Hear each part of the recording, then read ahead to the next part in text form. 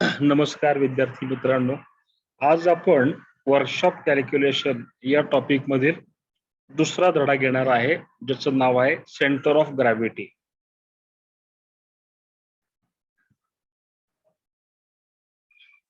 Centre of gravity म्हणजे काय? इथे एक आकृती आपण बघूया की एक वस्तू दिलेली आहे. कोणतीही वस्तू ही असंख्य कणांची तयार झालेली असते. हे असंख्य कणांचा पृथ्वीकडे एक ओढा असतो, ज्याला आपण म्हणतो गुरुत्वीय बल किंवा ग्रॅव्हिटेशनल फोर्स. म्हणजे प्रत्येक पदार्थ हा पृथ्वीकडे ओढला जातो ग्रॅव्हिटेशनल फोर्स किंवा गुरुत्वीय बलामुळे. तर प्रत्येक कणाचा जो काही हा मायन्यूट किंवा लहान बल हा या आकृतीमध्ये छोट्या ॲरोनी दाखवलेला आहे की प्रत्येक कण हा ओढला गेलेला आहे. या प्रत्येक कणापासून जी काही दिशा आहे त्या बलाची ती खालच्या बाजूला दाखवलेली आहे. प्रत्येक कणाचं बल आणि त्याची दिशा दाखवलेली आहे. या सर्व कणांचा जे काही बल होतात, या सर्व बलांचं एक एकत्रित बल होतं. या सर्व कणांचं कणांमुळे जे काही बल निर्माण होतं, हे एकत्रित बल, ज्याला आपण रिझल्टंट फोर्स असं म्हणतो, हे एका विशिष्ट बिंदूमधून कार्य होते.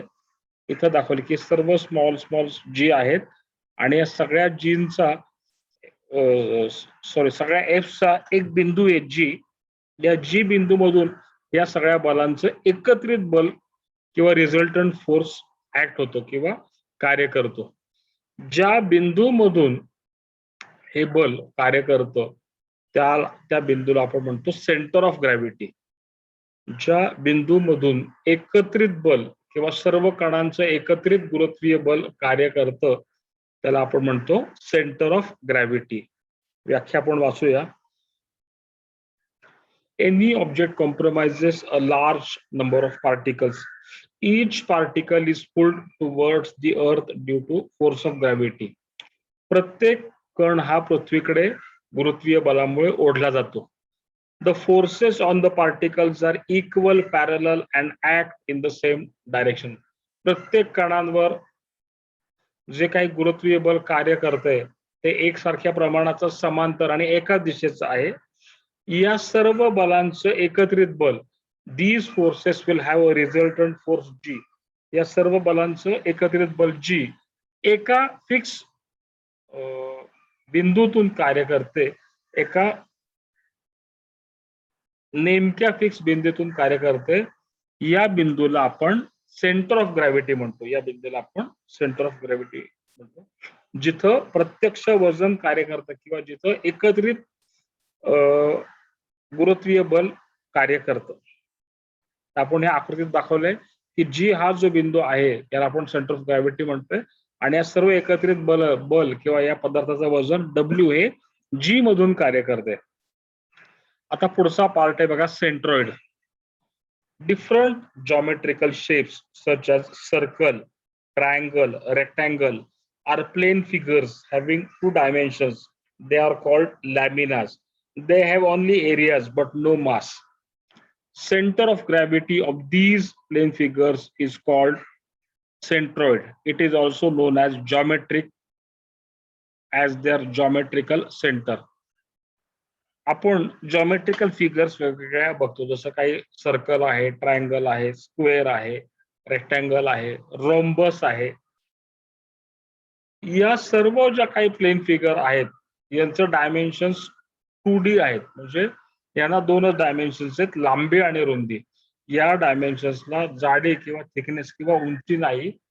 या डायमेन्शन्सला लॅमिना किंवा पातळ पत्र असं आपण म्हणतो, ज्याच्यामध्ये मास ही कन्सेप्ट नाहीये किंवा मास ही कन्सेप्ट अतिशय कमी आहे. अशा प्लेन फिगर्सला मास नाही म्हणण्यापेक्षा मास ही क्षेत्रफळाच्या तुलनेने मास ही कन्सेप्ट खूप लहान आहे. अशा ज्या काही प्लेन फिगर आहेत ज्याच्यामध्ये फक्त लांबी आणि रुंदी आहे, थिकनेस नाहीये, या प्लेन फिगरचे जे काही सेंटर ऑफ ग्रॅव्हिटी किंवा गुरुत्वीय मध्य आहे, या गुरुत्वीय मध्याला सेंट्रॉइड असं म्हणतात. या गुरुत्वीय मध्याला सेंटर ऑफ सेंट्रॉइड असं म्हणतात. म्हणजे 2D प्लेन फिगरचा जो काय सेंटर ऑफ ग्रॅव्हिटी आहे त्याला सेंट्रॉइड असं म्हणतात. या फिगर्सचे जे काही जॉमेट्रिकल सेंटर आहेत तेच त्यांचे सेंट्रॉइड आहेत. या फिगर्सचे जे काही जॉमेट्रिकल सेंटर आहेत तेच त्यांचे सेंट्रॉइड आहेत. उदाहरणार्थ इथं वर्तुळ दाखवलंय. या वर्तुळाचा जॉमेट्रिकल जो काही सेंटर आहे तो या सर्कलचा सेंटर आहे. किंवा या रेक्टँगलचा जो काही जॉमेट्रिकल सेंटर म्हणजे काय, तर intersecting point of diagonals. Intersecting point of diagonals किंवा mid point of length and breadth. लांबीचा मध्य आणि रुंदीचा मध्य साधारण या मापावर यांचा सेंट्रॉइड किंवा मध्य येतोय. किंवा इथे त्यांनी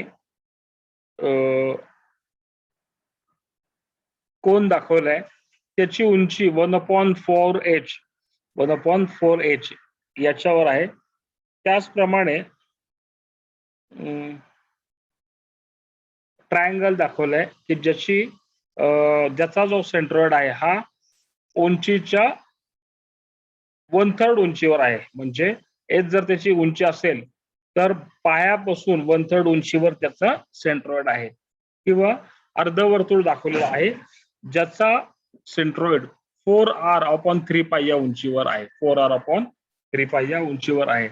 सांगायचं असं की प्रत्येक जॉमेट्रिकल 2D फिगर चा जो काही सेंटर ऑफ ग्रॅव्हिटी आहे त्याला आपण सेंट्रॉइड म्हणतो.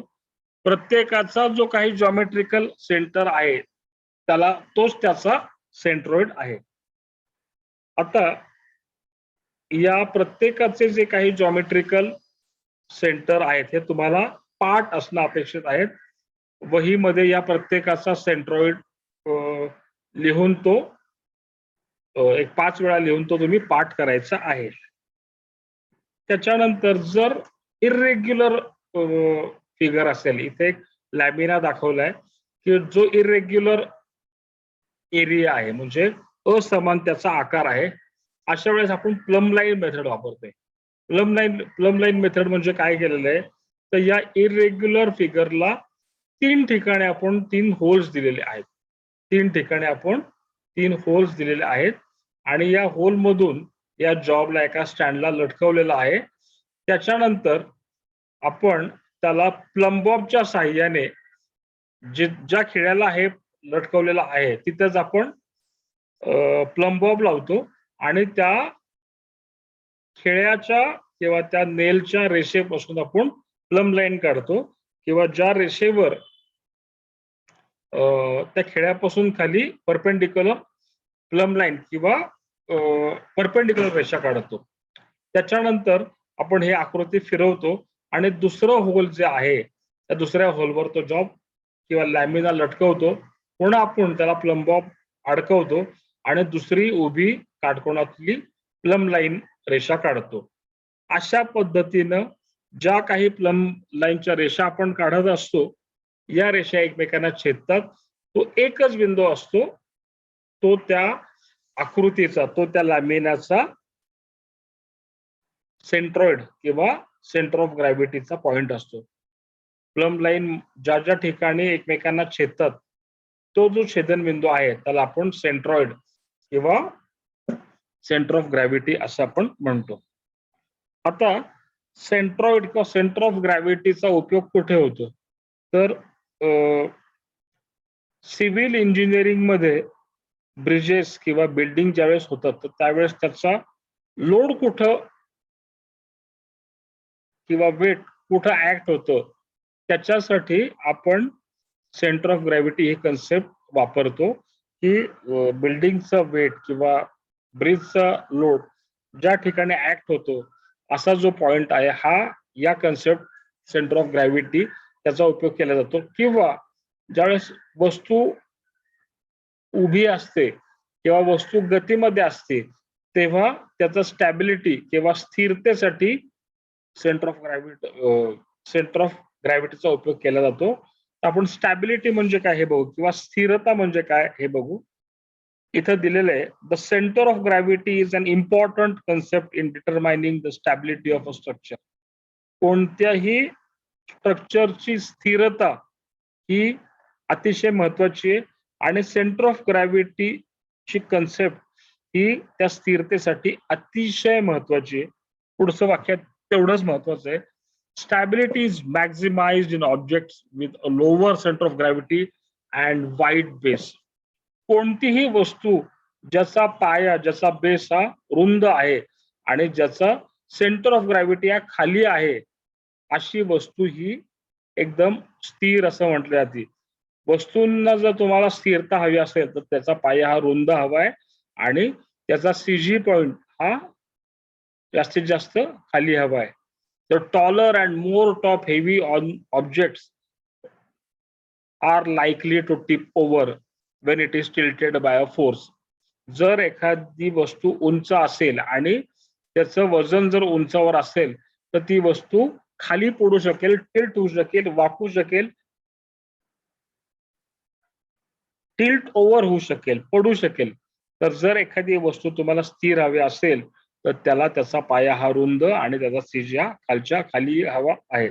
इथे एक छान उदाहरण दिलेलं आहे की पहिल्या कन्सेप्ट मध्ये एक गाडी आहे ज्याची रुंदी कमी आहे, ज्याचा पाया किंवा ज्याचा बेस अरुंद आहे, आणि दुसरी कार अशी आहे की त्याचा बेस हा रुंद आहे. पहिल्या आकृतीमध्ये जर जी गाडी दाखवलेली आहे, घाटामध्ये वळताना जर त्याचा बार्क अँगल हा जास्त असेल आणि जर गाडी वळताना ही पहिली जी गाडी आहे ज्याचा पाया कमी आहे ही तिरक्या वळणावर ज्याचा बार्क अँगल जास्त आहे टॉपल होऊ शकते, पलटी होऊ शकते. त्याच्या उलट जर दुसरी गाडी जी दाखवली आहे ज्याचा पाया किंवा बेस हा जास्त मोठा आहे तर ती पडणार नाही. आकृती जर तुम्ही व्यवस्थित बघितलीत तर जी या बिंदूतून जो काही सेंटर ऑफ ग्रॅव्हिटी किंवा ग्रॅव्हिटेशनल फोर्सची जी दिशा आहे ती पहिल्या आकृतीमध्ये टायरच्या बाहेर त्याचं गुरुत्वीय बल किंवा ग्रॅव्हिटेशनल फोर्स कार्य करते, त्याच्या बेसच्या बाहेर त्याचं वजन कार्य करते आणि त्याच्यामुळे गाडी टॉपल होती. ऑन द कॉन्ट्ररी, जर त्या गाडीच्या पायाची रुंदी जास्त असेल तर त्या टायरच्या आतमध्येच गुरुत्वीय बल हे कार्य करतं आणि म्हणून गाडी तिरकी होईल पण गाडी टॉपल होणार नाही. गाडी तिरकी होईल पण गाडी टॉपल होणार नाही. त्याच्यानंतर इथे दाखवले डबल डेकर. जर डबल डेकर मध्ये दुसऱ्या आकृतीमध्ये असंच दाखवलं की जास्त तिरक्या बार्क अँगलवर गेल्यानंतर ज्या क्षणाला सेंटर ऑफ ग्रॅव्हिटी जी या बिंदूतून गुरुत्वीय बल हे टायरच्या बाहेर येईल त्या क्षणाला ती बस टॉपल येईल किंवा उलटी होऊ शकते. तर जर तुम्हाला गाडी हे टॉपल करायची नसेल तर तुमच्या गाडीचा बेस हा रुंद पाहिजे आणि गाडीचं वजन हे खालच्या बाजूला पाहिजे. त्याच्यानंतर आपण आता स्टॅबिलिटीचे 3 प्रकार बघणार आहोत की पहिलं त्याला म्हणतात आपण स्टेबल इक्विलिब्रियम, दुसरं आहे अनस्टेबल इक्विलिब्रियम आणि तिसरं आहे की न्यूट्रल इक्विलिब्रियम. आधी इक्विलिब्रियम याचा अर्थ असा आहे कोणतीही वस्तू इक्विलिब्रियम मध्ये असं म्हणतात जेव्हा sum of all their moments is 0, जेव्हा सर्व मोमेंटची बेरीज हे 0 असेल तेव्हा बॉडी इक्विलिब्रियम मध्ये आहे, म्हणजे गतीमध्ये नाही असं आपण म्हणतो. आता पहिला भाग बघू की पहिल्या पोझिशनला स्टेबल इक्विलिब्रियम असं म्हटलेलं आहे. यामध्ये जर तुम्ही बघितलात तर सगळ्यात जास्त वाईड बेस आणि सगळ्यात खाली सीजी आहे. त्याचा जो लाल बिंदू आहे हा त्याचा सेंटर ऑफ ग्रॅव्हिटी आहे. या ठिकाणी सीजी हा सगळ्यात खाली आहे आणि बेस हा सगळ्यात रुंद आहे, म्हणजे याच्यामध्ये सगळ्यात सर्वोच्च स्थिरता या पोझिशन मध्ये आहे आणि म्हणून याला स्टेबल इक्विलिब्रियम असं म्हटलेले, याला स्टेबल इक्विलिब्रियम असं म्हटलेले. त्याच्या उलट आता आपण दुसरी आकृती बघू. दुसऱ्या आकृतीमध्ये बेस हे सगळ्यात लहान केलंय, एका टोकावर जॉब उभा केलेला आहे, एका टोकावर जॉब उभा केलेला आहे. त्याच्यानंतर त्याचं सीजी हा उंचावर गेलेला आहे, जो सगळ्यात खाली होता हा उंचावर गेलेला आहे. सीजी हा सर्वात उंचावर गेलेला आहे. ज्या क्षणाला सेंटर ऑफ ग्रॅव्हिटीची जी लाईन आहे ती शिफ्ट होते, म्हणजे त्याची जी काही परपेंडिक्युलर सेंटर ऑफ ग्रॅव्हिटीची लाईन आहे ती शिफ्ट होती, त्या क्षणाला बेसच्या बाहेर जाते, त्या क्षणाला ही वस्तू लगेच पडते. म्हणजे दुसऱ्या आकृतीमध्ये जसं दाखवलंय की पदार्थ हा अस्थिर आहे, कारण त्याचा बेस हा जवळपास 0 आहे किंवा अतिशय लहान आहे आणि वजन हे सर्वात उंच ठिकाणी आहे. अशा ठिकाणी जॉब स्थिर राहू शकत नाही. याला म्हणतात अनस्टेबल इक्विलिब्रियम. याला म्हणतात अनस्टेबल इक्विलिब्रियम. तिसऱ्या आकृतीमध्ये हा जॉब एका तिरप्या बाजूवर रोल करून थांबलेला आहे. हा तिरक्या बाजूवर रोल करून केलेला उभा राहिलेला आहे. आता या ठिकाणी तिन्हींच्या कंडिशन्स मध्ये मी सांगणार आहे की याला आपण न्यूट्रल इक्विलिब्रियम असं म्हणतो. याला आपण न्यूट्रल इक्विलिब्रियम असं म्हणतो. ही पोझिशन सगळ्यात स्थिर, ही दुसरी पोझिशन सगळ्यात अस्थिर आणि ही न्यूट्रल इक्विलिब्रियम. आता स्टेबल इक्विलिब्रियम मध्ये काय होते, जर मी या भागाला थोडासा धक्का दिला, त्याला अनबॅलन्स फोर्स दिला, तर हा जॉब हा तेवढ्या पुरता हलेल, पण पुन्हा आपल्या मूळ पोझिशन मध्ये राहणार आहे, पुन्हा आहे त्या पोझिशन मध्येच स्थिर होणार आहे. याला स्टेबल इक्विलिब्रियम म्हणतात. याला मी जर थोडासा धक्का दिला, अनस्टेबल करण्याचा प्रयत्न केला, तर वस्तू ही हालेल, पण पुन्हा मूळ ओरिजिनल पोझिशन मध्ये स्टेबल राहणार आहे. सेकंड पोझिशनला थोडासा जरी मी त्याला धक्का दिला किंवा थोडासा त्याला अनबॅलन्स फोर्स दिला, तर ही वस्तू लगेच टॉपल होणार आहे, पडणार आहे. म्हणून याला म्हणतो आपण अनस्टेबल इक्विलिब्रियम. तिसऱ्या ठिकाणी काय झालेलं आहे की या जॉबला मी धक्का दिल्यानंतर हा जॉब आपलं जागा बदलेल, म्हणजे हा त्याचा फिरेल किंवा त्याची जागा बदलेल, पण त्याची जी दिशा आहे, त्याची जी पोझिशन आहे, त्याचं जे ओरिएंटेशन आहे, हे आहे तसंच राहणार आहे. त्याच्यामध्ये काही फरक पडणार नाही. त्याला आपण न्यूट्रल इक्विलिब्रियम असं म्हणतो. तर जॉब हा कायम स्टेबल इक्विलिब्रियम मध्ये पाहिजे. जर जॉब स्टेबल इक्विलिब्रियम मध्ये असेल तर तो टॉपल होणार नाही.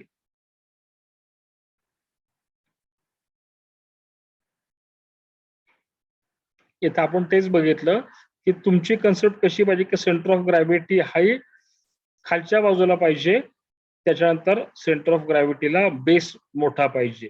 तर इथे हा जॉब टॉपल होत होता, तर हा जॉब टॉपल होऊ नये म्हणून याच्यामध्ये 2 सुधारणा काय केल्या. इथं ग्रीन कलर मध्ये दाखवलंय, त्याचं वजन खालच्या बाजूला घेतलेलं आहे म्हणून सीजी खाली आला आणि त्याची रुंदी वाढवलेली, तो सीजी हा त्याच्या बेस एरियामध्ये आलेला आहे. आता इथे जी काय आकृती दाखवलेली आहे की हा या सीजी वर पक्षी उभा आहे. याचा अर्थ या पक्षाची जो सेंटर ऑफ ग्रॅव्हिटीची जी लाईन आहे आणि परपेंडिक्युलर लाईन ही एकाच रेषेत आहे. ज्या क्षणाला सेंटर ऑफ ग्रॅव्हिटीची लाईन ही हालेल, त्या क्षणाला ही जे काही खेळणं आहे हे पडू शकेल. तर सेंटर ऑफ ग्रॅव्हिटीच्या लाईन मध्ये इन लाईन तुम्ही परपेंडिक्युलर असणं अपेक्षित आहे. आता इथं दिलेलं आहे की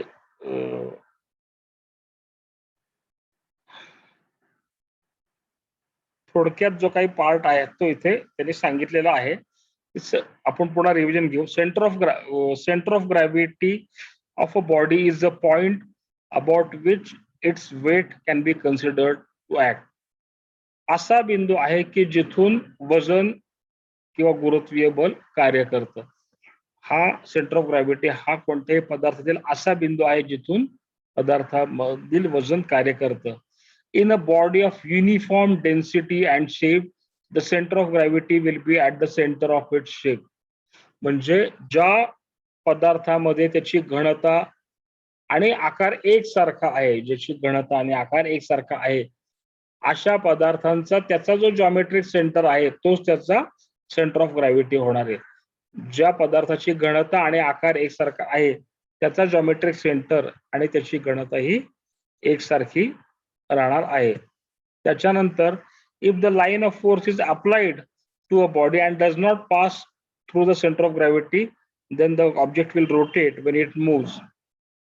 ही पुढची कन्सेप्ट आहे की सेंटर ऑफ ग्रॅव्हिटीच्या लाईन मध्ये जर तुमचा फोर्स असेल तर ती वस्तू लिनियर मोशन मध्ये जाणार आहे. जर ती वस्तू सेंटर ऑफ ग्रॅव्हिटीच्या लाईन मध्ये नसेल तर अशी वस्तू रोटेट होते, गोल फिरते. तर मला असं वाटतं सेंटर ऑफ ग्रॅव्हिटी म्हणजे काय हा पार्ट आपण बघितला.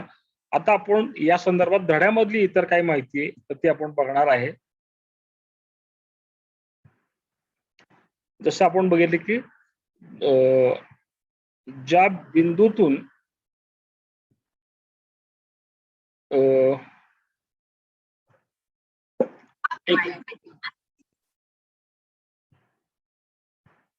ज्या बिंदूतून हा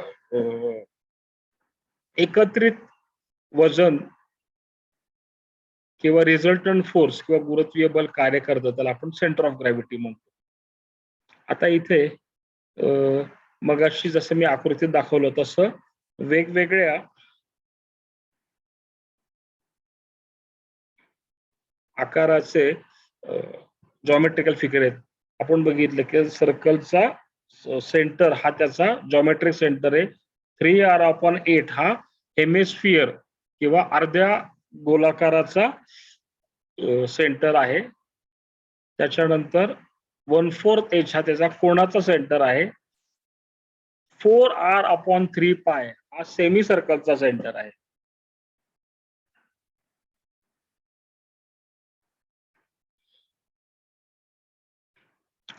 आता इथं काही उदाहरणं दिलेली आहेत की डेली लाईफ मध्ये इक्विलिब्रियम साठी काय करतात.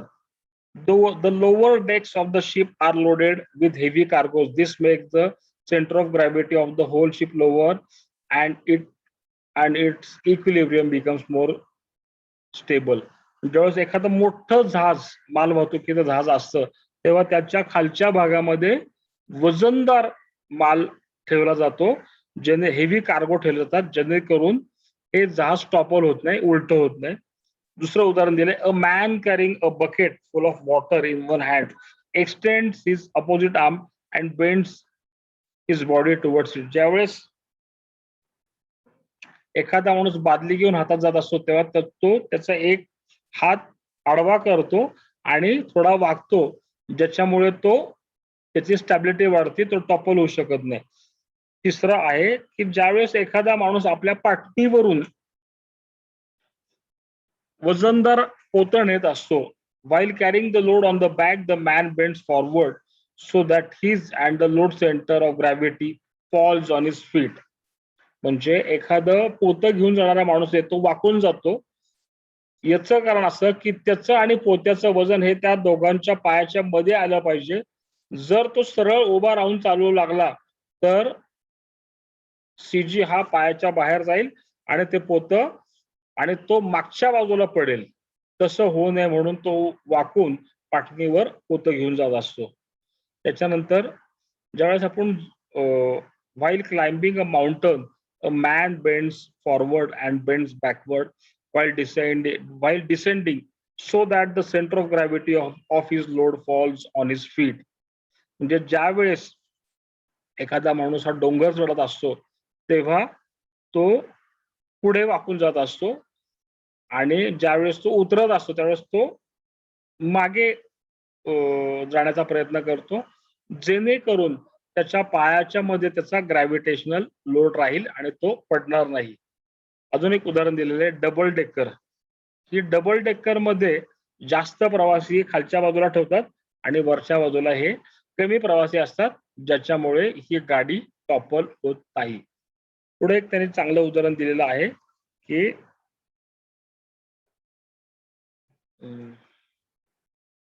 ज्यावेळेस झाड वाढतं तर झाडातल्या सगळ्यात उंच फांद्या ज्या आहेत वरच्या बाजूच्या ह्या एखादा तोडल्या जातात, जेणेकरून ते झाड उन्मळून पडू नये.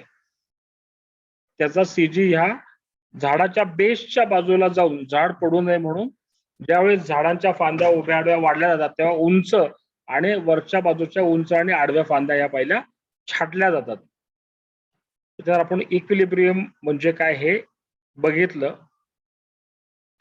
मगाशी मी एक कन्सेप्ट सांगितली की ज्या वेळेस आपण बल देतो आणि हे बल जर सेंटर ऑफ ग्रॅव्हिटीच्या लाईन मध्ये नसेल तर जॉब फिरतो, तर या पद्धतीच्या बलाला आपण टॉर्क असं म्हणतो की ज्या बलामुळे पदार्थ हा फिरू शकतो तर त्याला टॉर्क असं म्हणतात. जर सेंटर ऑफ ग्रॅव्हिटीची लाईन आणि आपण दिलेल्या बलाची रेषा एक असेल तर जॉब हा लिनियर पोझिशन मध्ये किंवा सरळ रेषेत पुढे जाऊ शकतो. इथे आपण एक छोटीशी MCQ आहे ते आपण सोडू.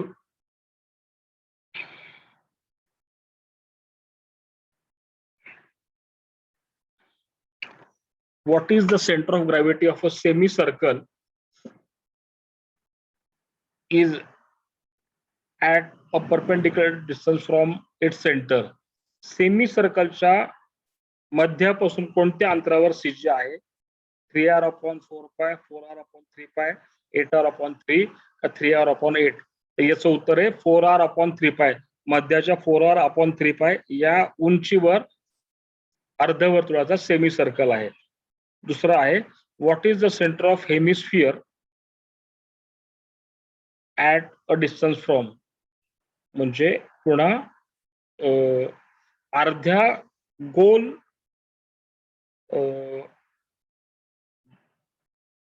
गोळ्याचा CG गुरुत्वीय मध्य कुठं आहे? तर त्याचं उत्तर आहे B, 3r/8. त्याचं उत्तर आहे B. तिसरं आहे what is the centre of gravity of a triangle is at the medians where the medians of the triangle meet, म्हणजे ट्रायंगलच्या ज्या मीडियन्स आहेत, मीडियन म्हणजे त्याचे बाजूंचे मध्य आणि त्याचं वर्टेक्स यांना जोडणारी रेषा याला आपण मीडियम म्हणतो. बाजूवरचे मध्य, त्रिकोणाच्या बाजूचा मध्य आणि त्याचे वर्टेक्स पॉइंट जोडणारे मीडियन, या मीडियन्सचे जे काही एकत्रित इंटरसेक्टिंग पॉइंट आहेत याला आपण या बिंदूवर सेंटर ऑफ ग्रॅव्हिटी आहे.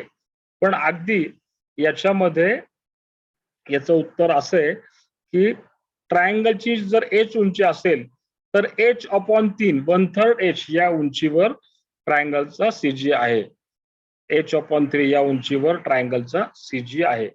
अर्थात तो सुद्धा मीडियनचा इंटरसेक्टिंग पॉइंट येणार आहे. What is the centre of gravity of right circular cone is at a distance from its base.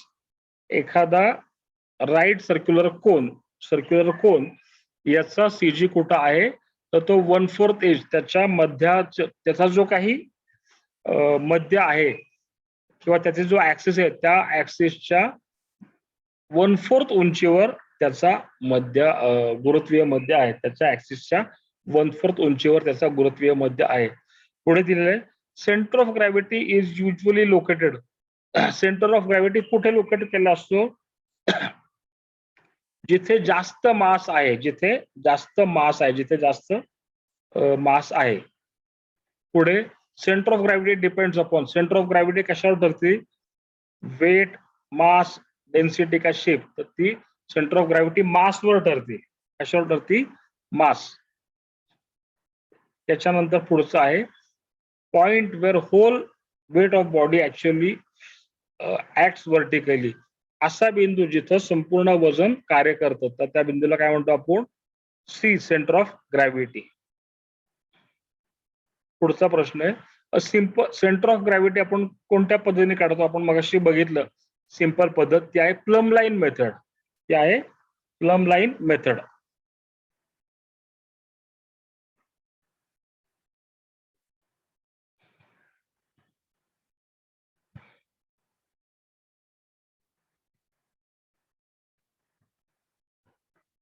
तर आपण मागे ती प्लम लाईन मेथड जी आहे ती त्या पद्धतीनं सेंटर ऑफ ग्रॅव्हिटी काढला जातो. Which of the following laminas do not have centroid at its geometrical centre. कोणत्या फिगर मध्ये जॉमेट्रिकल सेंटरवर त्याचा सेंट्रॉइड नाही. याचं उत्तर आहे सी, राईट अँगल ट्रायंगलचा जॉमेट्रिकल सेंटर हा त्याच्या सेंट्रॉइडवर नाही. 9 बघा, if a material has no uniform density throughout the body then the position of centroid and centre of mass. म्हणजे एखाद्या पदार्थाची घनता ही एकसारखी नाही, तर अशा ठिकाणी त्यांचे सेंट्रॉइड आणि सेंटर ऑफ मास हे वेगवेगळे आहेत. अशा ठिकाणी त्याचं centre of mass and centroid are not identical. त्याचं उत्तर येणार आहे ते एकसारखे नाहीत.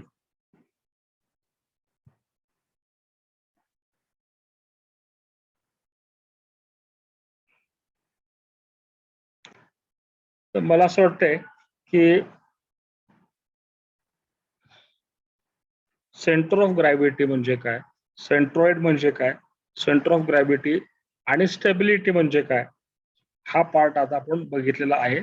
सेंटर ऑफ ग्रॅव्हिटी या धड्यावर, हा धडा तुम्ही निम्मीच्या पुस्तकातून वहीमध्ये लिहायचा आहे आणि मला व्हॉट्सअप करायचा आहे. धन्यवाद.